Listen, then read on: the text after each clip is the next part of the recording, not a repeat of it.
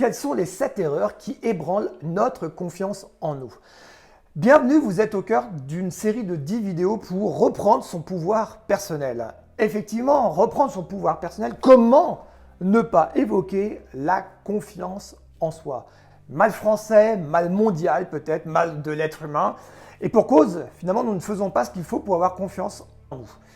Alors, cette confiance en soi, eh bien, c'est en lien avec l'amour que nous avons perçu de papa et de maman. Bien sûr, c'est encore une fois, vous m'avez souvent vu faire ce geste-là au cours des vidéos précédentes, c'est en lien avec notre histoire passée. Encore une fois, le poids de notre histoire, le poids éducationnel, avec des représentations d'une hiérarchie, telle que papa ou maman, une représentation paternelle et ou maternelle. Donc là-dessus, vous mettez les professeurs, vous mettez les oncles, les tantes, les grands-parents, vous mettez tout ça sur le même niveau et comment ils vous ont reconnu quelque part, puisque la petite pépite qui est à l'intérieur de nous-mêmes, qui va donner naissance à la confiance en soi, ce n'est que finalement, j'allais dire, l'estime que l'on a de soi. Et l'estime de soi, c'est la perception de l'amour reçu de papa et ou de maman. À ce moment-là, cette petite graine que l'on a à l'intérieur de notre petit cœur, va permettre d'avoir une image de soi. Et cette image de soi, on va la renvoyer à l'extérieur. Regardez comme je suis, regardez comme je suis.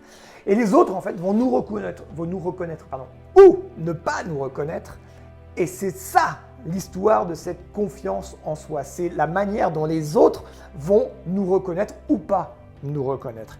Et à ce moment-là, de cette émotion positive ou de ce regard même positif ou de ce regard négatif, ça va faire germer cette petite graine qu'on appelle estime de soi, ou pas au contraire, comme une fleur. Soit elle va éclore et puis montrer au monde comme elle est belle, et ça s'appellera l'affirmation de soi. Et de cette affirmation de soi, on va pouvoir enclencher des actions.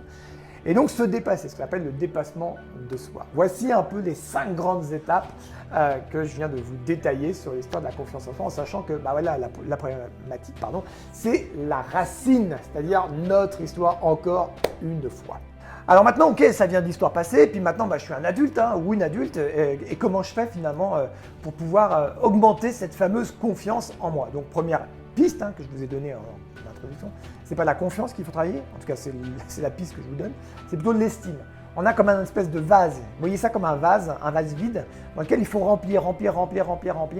Si on attend des autres qu'ils nourrissent ou qu'ils remplissent plus exactement ce vase vide, alors qu'eux-mêmes ont leur vase qui est vide, ça va être complexe. Donc l'idée en tout cas, ça c'est la première erreur que nous faisons tous, nous attendons que l'extérieur nous reconnaisse alors que nous ne sommes même pas capables de nous reconnaître. Donc c'est une des raisons pour lesquelles la France entière, ou la majorité même de l'espèce humaine finalement est en manque de confiance en soi.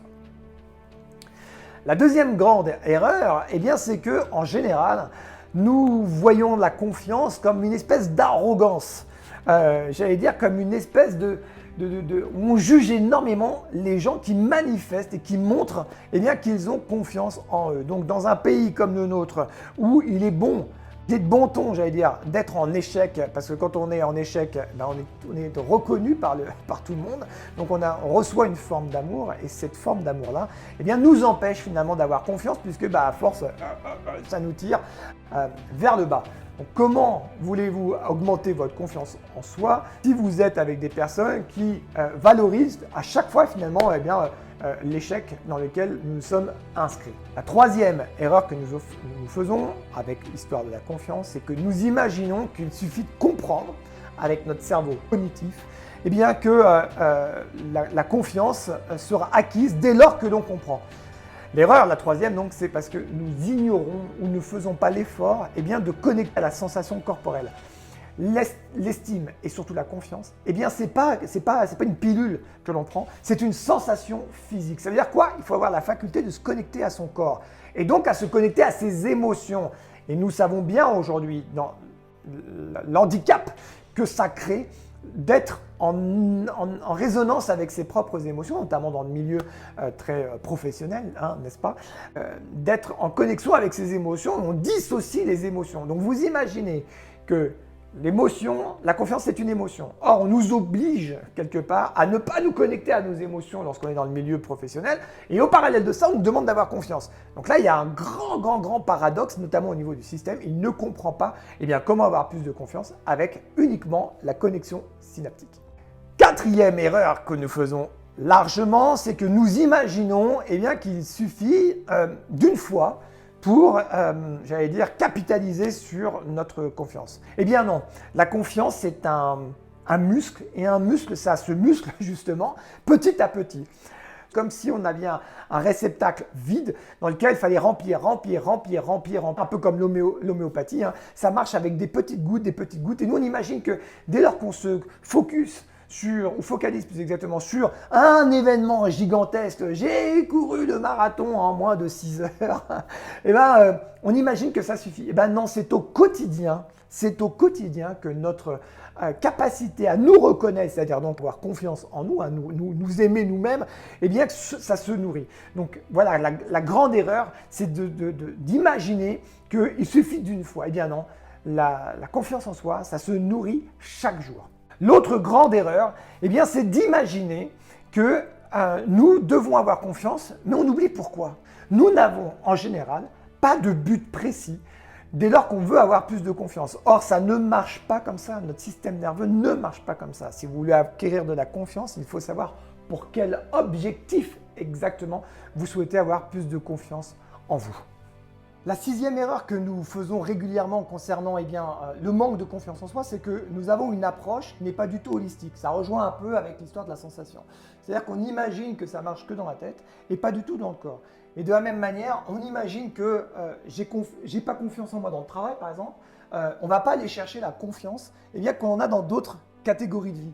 Si j'ai très confiance en moi dans le sport, qu'est-ce qui m'empêche de monter cette énergie, puisque c'est une énergie, c'est vraiment une vibration. Qu'est-ce qui m'empêche d'aller chercher cette énergie-là et de la transporter quelque part à l'intérieur, et de l'appliquer dans une autre catégorie de travail. J'entends par là, qu'est-ce qui m'empêche de faire un exercice sur confiance, et je vais vous donner un petit exercice pour monter l'énergie de la confiance, ressentir physiquement que j'ai confiance, de manière à ce que je puisse après aller dans une expérience dans laquelle je manque de confiance pour pouvoir atteindre un nouveau résultat. C'est véritablement une clé importante de pouvoir déplacer la confiance comme si c'était une énergie, parce que d'ailleurs c'est une énergie.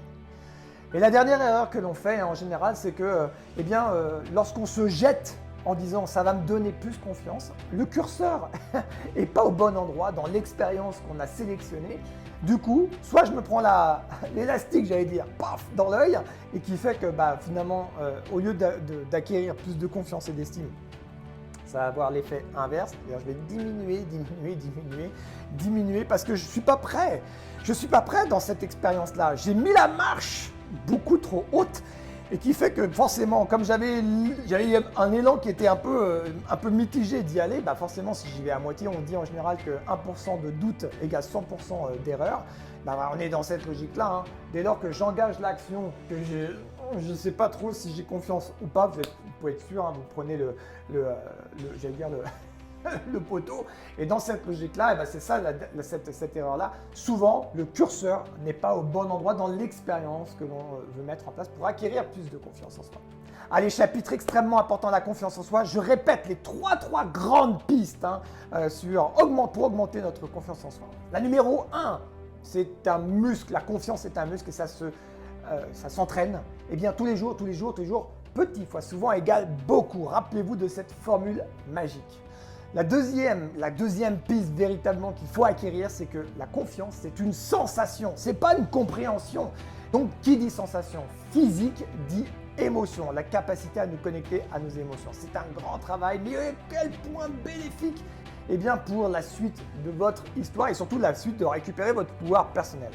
Et le dernier point, peut-être le plus important, dès lors que vous faites un entraînement sur notre capacité finalement à acquérir plus de confiance en soi, allez sur votre histoire passée, allez chercher des moments de dépassement. C'est la clé majeure que je peux vous donner et mettez juste l'accent sur je me dépasse, j'ai osé. Montez l'énergie.